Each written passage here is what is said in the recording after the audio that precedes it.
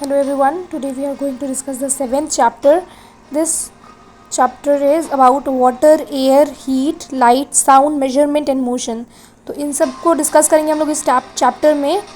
Start करते हैं इसके टॉपिक को डिस्कस करके. वाटर, इम्पोर्टेंस ऑफ वाटर हम डिस्कस करेंगे. वाटर में सब sources of water, distribution of water, water pollution, causes and ill effects, conservation of water, organisations associated with the water conservation. Air के बारे में पढ़ेंगे. Composition of air, characteristics, atmosphere, layers of atmosphere, uses of air, air pollution, causes and ill effects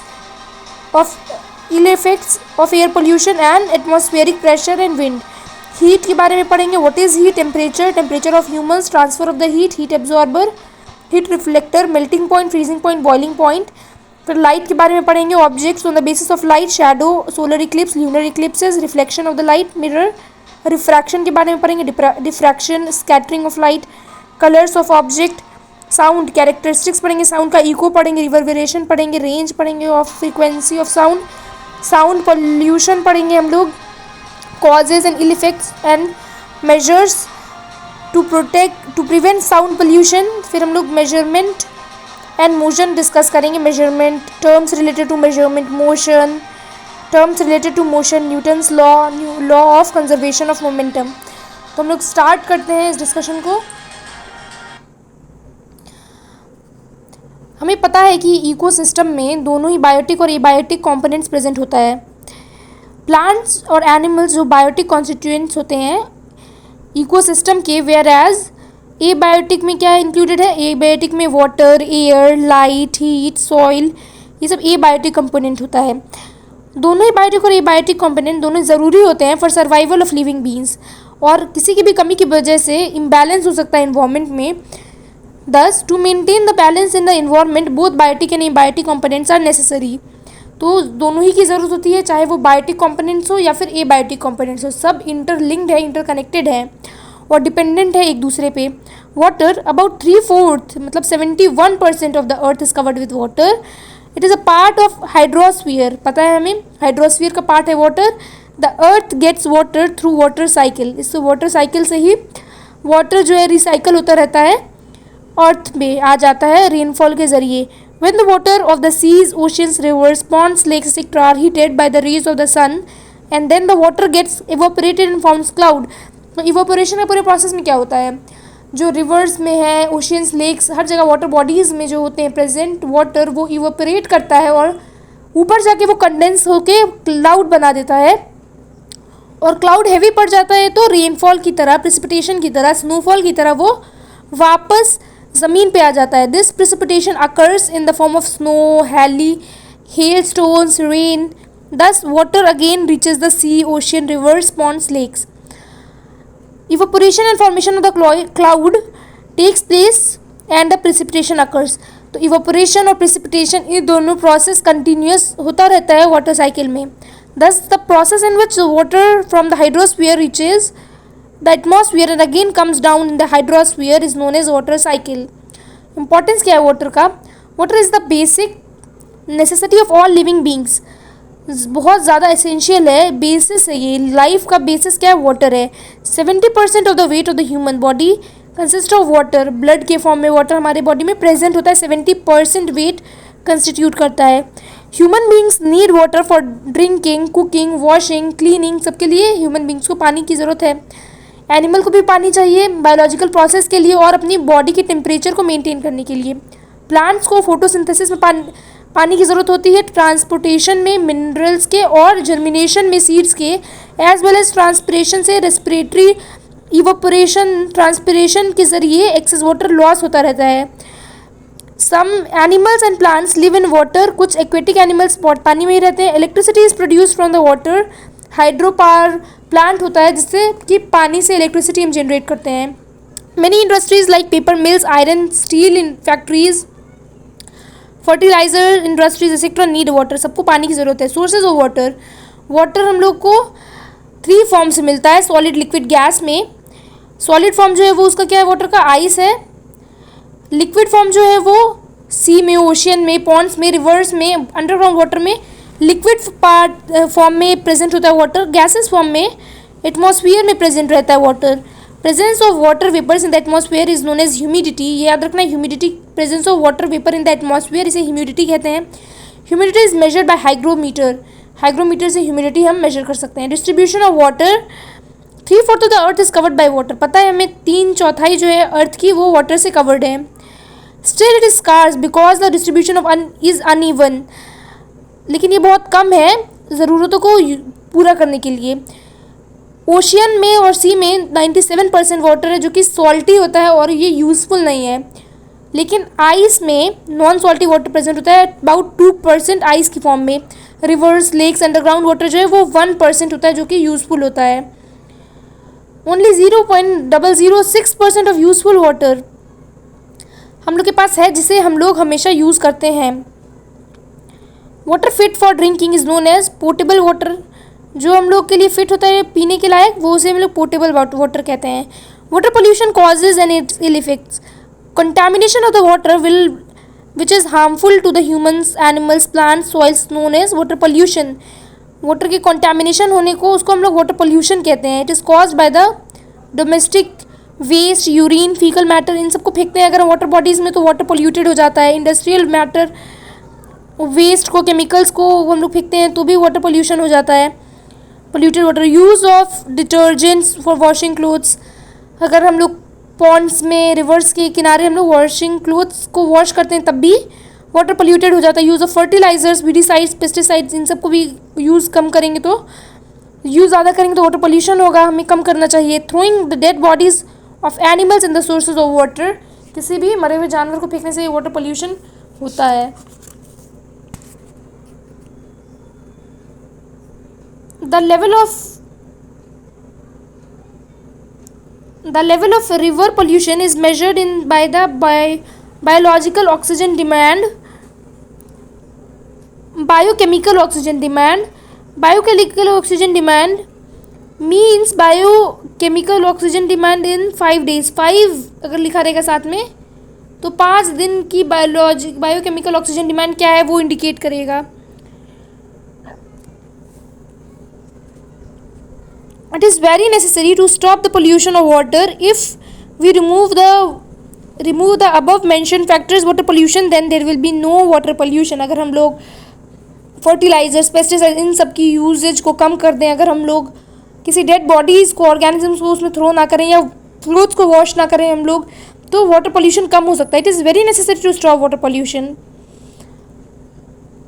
polluted water causes many ill effects. Pollution से बहुत सारे नुकसान होते हैं, बहुत सारी बीमारियां होती हैं। Polluted water causes diseases like dysentery, diarrhoea, typhoid, jaundice, cholera. और क्या हो सकता है, metals get mixed into water और उससे मिनीमाटा डिजीज हो सकता है, जैसे मरकरी की एक्सेस मिक्सिंग से, इटाई हो सकता है कैडमियम की एक्सेस मिक्सिंग से। Polluted water causes disability of the body, disable हो जाएगा बॉडी, और फर्टिलिटी ऑफ द सॉइल भी कम कर देगा पोल्यूटेड वाटर अगर हम लोग इरीगेशन में यूज़ करें तो।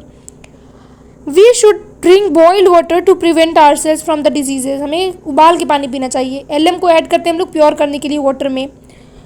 क्लोरीन वाटर भी बहुत, क्लोरीनेटेड वाटर हमारे घर में सप्लाई होता है और जर्म्स फ्री होता है। Objective of Ganga action plan is to improve the quality of water of the river Ganga.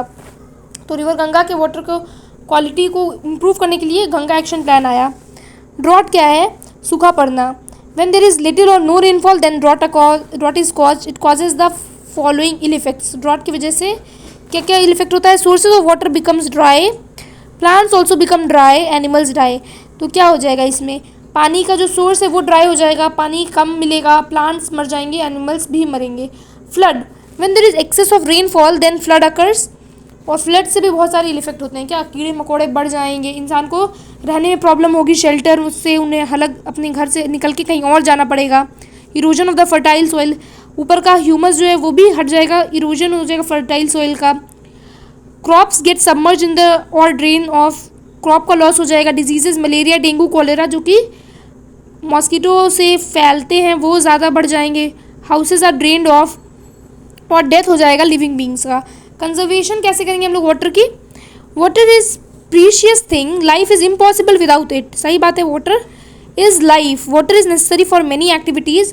हम लोग को कई एक्टिविटी के लिए वाटर चाहिए होता है। We know that the distribution of water is uneven, distribution जो है वाटर का कैसा है, वो इवन नहीं, अनइवन वाटर का डिस्ट्रीब्यूशन है, कहीं ज़्यादा कहीं कम। And only 1% of water is useful to us, 1% water जो है वो हम लोग के लिए फ़ायदेमंद साबित होता है, जो कि हम लोग यूज़ कर सकते हैं। Thus the conservation of water becomes very important.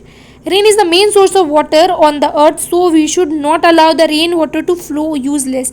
हम लोग को रेन वाटर कंजर्वेशन करनी चाहिए।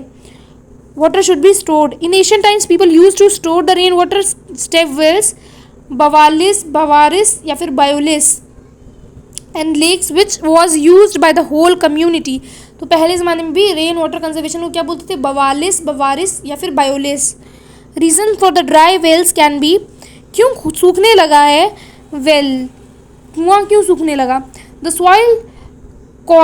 Soil around the trees and parks is now covered with cement. अब हम लोग सीमेंटेड कर देते हैं सब कुछ को, मिट्टी को हम लोग ढक देते हैं। Lakes in which the rain water use to collect do not longer exist. अब जो लेक थे वो भी सूख गए हैं।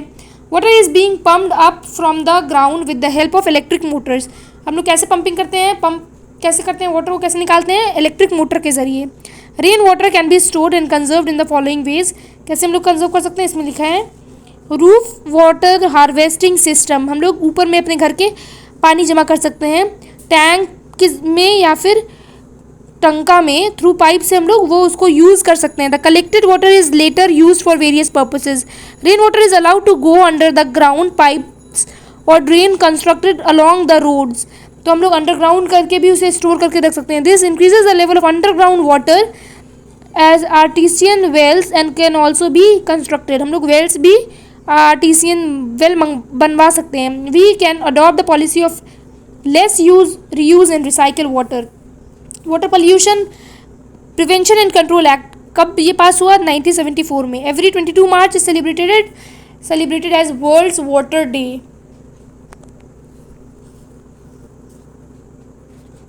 अब लोग आते हैं organisations associated with water conservation. इसमें हम लोग पढ़ेंगे तरुण भारत एंड भीमा संघ। तरुण भारत में क्या है, this association is working in Rajasthan में है Tarun Bharat. Water man Rajendra Singh Magsaysay award इन्हें मिला है। Associated with water this organisation, ये ऑर्गेनाइजेशन क्या चीज़ पे वर्क करती है, construction of water bodies like lakes, wells, repairment of old water bodies बनाने में और उसको रिपेयर की इसकी जिम्मेदारी है तरुण भारत संघ की।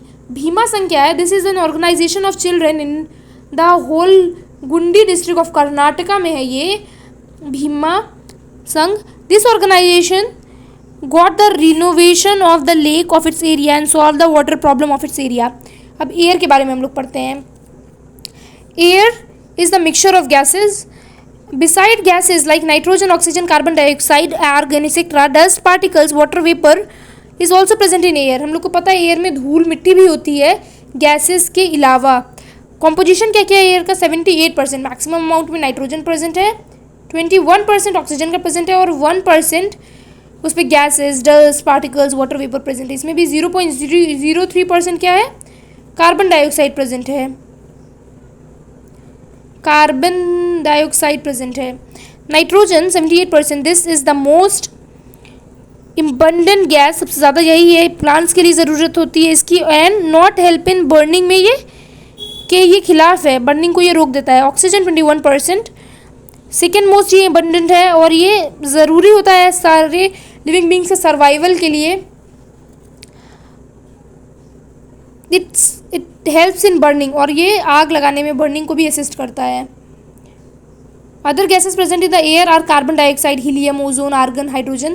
Beside the gases dust particles और वाटर वेपर भी प्रेजेंट होते हैं एयर में। Among these gases carbon dioxide is the important gas, 0.03% carbon dioxide. Carbon dioxide plants को चाहिए होता है फोटोसिंथेसिस के जरिए के दौरान। ये अर्थ को गर्म रखती है, ग्लोबल वार्मिंग का ये गैस है। If it is present in excess causes green house effect, green house effect कर देता है ये।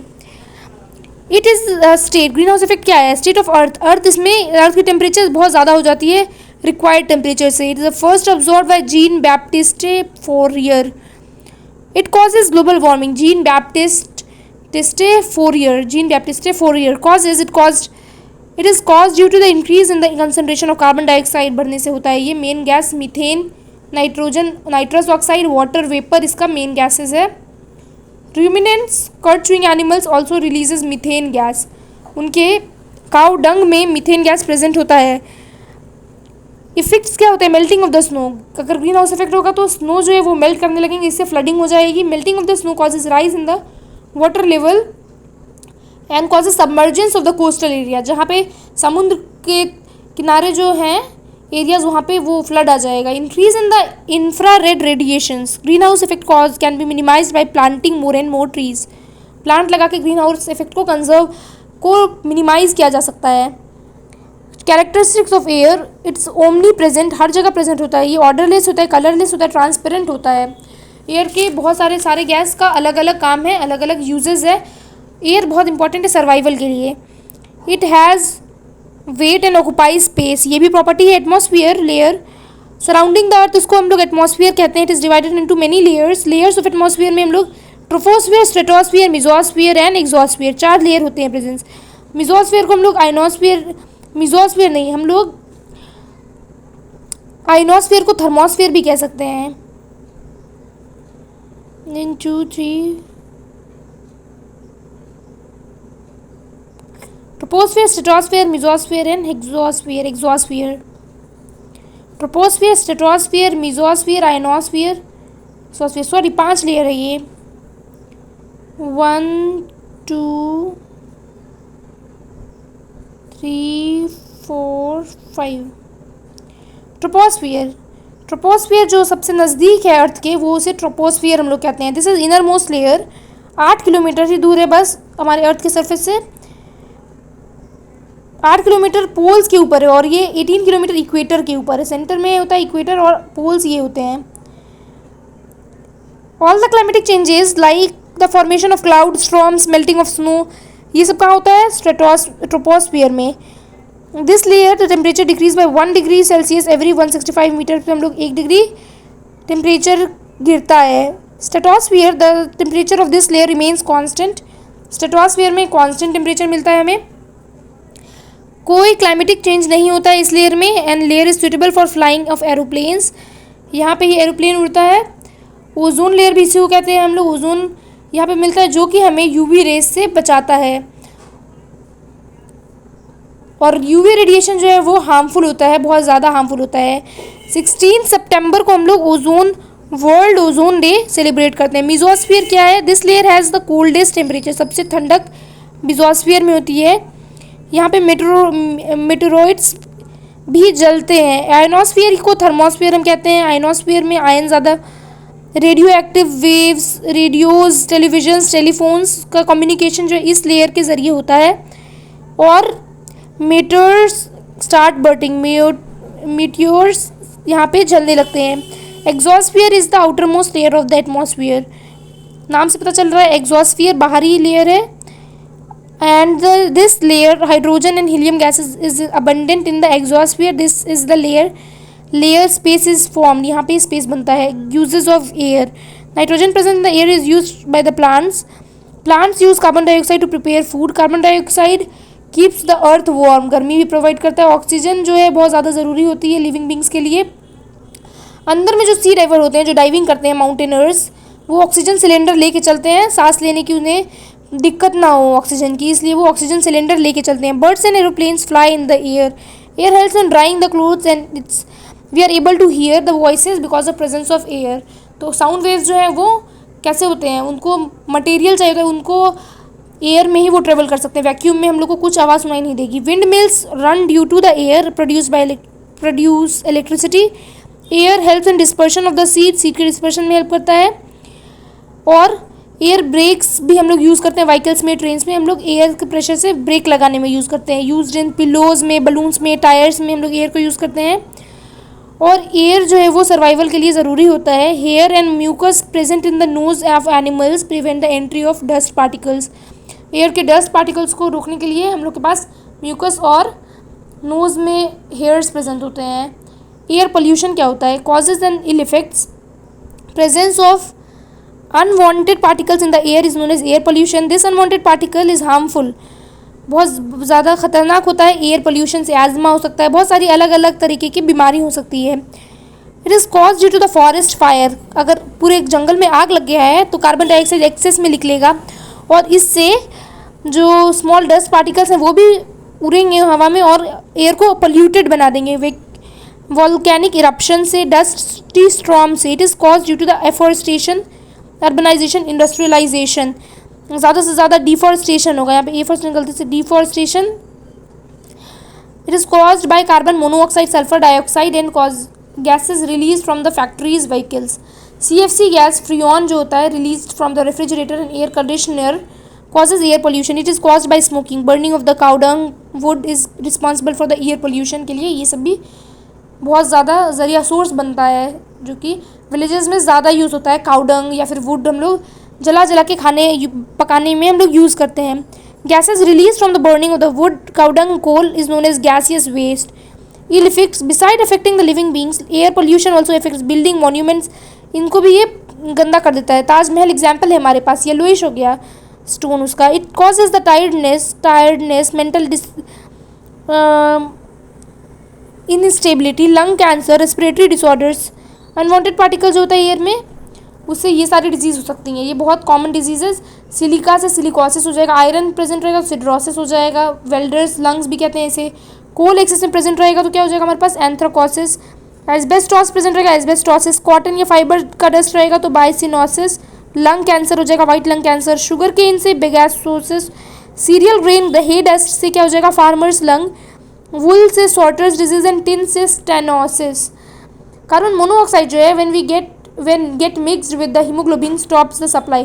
कार्बन मोनोऑक्साइड का जो कॉम्पिटिटिव जो कि बाइंडिंग होता है वो ज़्यादा होता है ऑक्सीजन के साथ और कार्बोक्सी हीमोग्लोबिन बन जाता है जो कि कम कर देता है ऑक्सीजन का बाइंड होना। We should not sleep in the close room while heater और cold stove is burning. CFC gas कहाँ से निकलता है, हम लोग के रेफ्रिजरेटर से। ये ओजोन होल कॉज करता है। This allows the UV rays को अलाउ कर देगा पास करने के लिए अर्थ से और कैंसर कॉजिंग होता है UV रेज। ये ज़्यादा कहाँ देखा जा रहा है ओजोन होल, साउथ पोल में ज़्यादा क्लियर है, ज़्यादा अच्छे से देखने को मिल रहा है। Thickness of the ozone layer is measured in Dobsons unit, बहुत इंपॉर्टेंट है। थिकनेस 200 डॉप्सन्स यूनिट्स रहेगा तो होल बन चुका होगा। बिलो 200 से कम रहेगा तो ओजोन होल का ये जरिया बन जाता है। Acid rain, sulphur dioxide present in the air reacts with water to form the sulphuric acid and nitrogen oxide NOx forms the nitric acid. ये दोनों ही क्या है, एसिड रेन के ये components हैं। When the sulfuric acid and nitric acid comes down on the earth with the rain, then it is called as acid rain. Acid rain is harmful to the plants. It lowers the rate of photosynthesis. Increase करता है acidity soil में और harm करता है human को क्योंकि plant absorb करते हैं सॉइल के वाटर को। Destroys the egg of aquatics, aquatic को एग को भी डिस्ट्रॉय करता है ये, harmful to the monuments, fades of the colour. It is known as stone cancer. Taj Mahal में स्टोन कैंसर को देखने को मिलता है हमें। स्टोन लेप्रेसी या marble cancer. Taj Mahal is formed the victim of this rain and colour became yellow. Taj Mahal का colour white से क्या हो गया, येलोइश हो गया। Thus factories have been removed around the Taj Mahal. Smog या London smog, this is a mixture of fog and dust को हम लोग स्मॉग बोलते हैं। ये सुबह सुबह दिख जाएगा हम लोग को, ब्लैकिश बिल्कुल आसमान में दिखेगा। Visibility is very low and leads to accidents, इस वजह से एक्सीडेंट भी हो जाता है। रेस्पिरेटरी प्रॉब्लम्स भी स्मॉग की वजह से होता है। भोपाल गैस ट्रेजेडी इंसिडेंट कब हुआ था, ये यूनियन कार्बाइड फैक्ट्री में 2 दिसंबर 1984 में हुआ था। पॉइजनस मिथाइल आइसोसाइनेट गैस, ये एक्सीडेंटली पूरे इन्वायरमेंट में रिलीज़ हो गया और बहुत सारे अबाउट 800 पीपल की मौत का कारण बना। Child suffer from wear disabilities, अलग अलग डिसेबिलिटीज़ से चाइल्ड कई सालों तक पैदा होते रहे हैं। Measures to stop the air pollution dealt by the following measures. Use of fuel like coal, petrol, wood, dung should be minimised. इसको हम लोग को बंद करना चाहिए, कम करना चाहिए मिनिमम। CNG और LPG की यूज़ हम लोग को बढ़ा देना चाहिए। Renewable sources of energy like solar energy, wind energy, hydro energy should be encouraged. Non polluting source जैसे कि बाइसिकल, रिक्शा, इन सबको हम लोग पॉपुलैरिटी दें, ज़्यादा से ज़्यादा यूज़ करें रिक्शा से। Plants have air purifying capacity, जैसे कि bamboo has the highest air purifying capacity, को तो हम लोग को बैम्बू जैसे प्लांट्स को ज़्यादा से ज़्यादा प्लांट करना चाहिए to prevent air pollution. In India pollution is measured by the central pollution control board. तो पोल्यूशन कौन मेजर करता है? Central CPCB, central pollution control board. Air pressure, the pressure exerted by the weight of air is known as air pressure. Atmospheric pressure भी हम लोग इसको कहते हैं। Where the temperature is high the air gets heated up, गर्मी के कारण air उठ जाता है और वहाँ उस प्लेस का प्रेशर कम हो जाता है, और ऊपर जाने के बाद क्या हो जाता है? वो क्लाउड बन जाएगा और रेनफॉल हो जाएगी। When the temperature is low air becomes cool and high pressure in the is formed, this area has clear weather. With the increase in the height atmospheric pressure decreases. ये एक point important है। At the sea level the atmospheric pressure is maximum, unit atmospheric pressure का क्या है? 1 बार। बार है, बार मतलब 10⁵ newton पर metre square. Atmospheric pressure is measured by barometer. Fall in the barometer indicate stormy weather and heavy rainfall. ये सब हो सकता है जब अगर कि बैरोमीटर का जो मार्किंग है वो नीचे जाए। विंड क्या होता है? Wind movement of air from high pressure to low pressure is known as wind. High pressure से लो प्रेशर जाएगा तब विंड अकर करेगा, तब विंड होगा। Types of wind, permanent wind हो सकता है, मॉनसूनल विंड हो सकता है, या फिर लोकल विंड्स। परमानेंट विंड क्या होता है? ये हमेशा फिक्स डायरेक्शन में वो ब्लो करेगा, अर्ली ईस्ट लाइज या फिर वेस्टर्न लाइज। मॉनसूनल या सीजनल विंड्स जो होते हैं ये अलग अलग डायरेक्शन में हो सकते हैं फ्लो इसका। मॉनसून विंड जो होता है वो होता है मॉनसूनल या सीजनल विंड। लोकल विंड्स क्या होते हैं? These winds blow in the particular area at particular time. किसी पर्टिकुलर एरिया में आने वाले विंड को और पर्टिकुलर टाइम में उसे हम लोग कहते हैं लोकल विंड्स। एग्जाम्पल लू, चिनोक, सिरोको, ये सब हो जाएंगे लोकल विंड। नेक्स्ट हम लोग हीट नेक्स्ट टाइम डिस्कस करेंगे। तब तक के लिए थैंक यू, बाय बाय।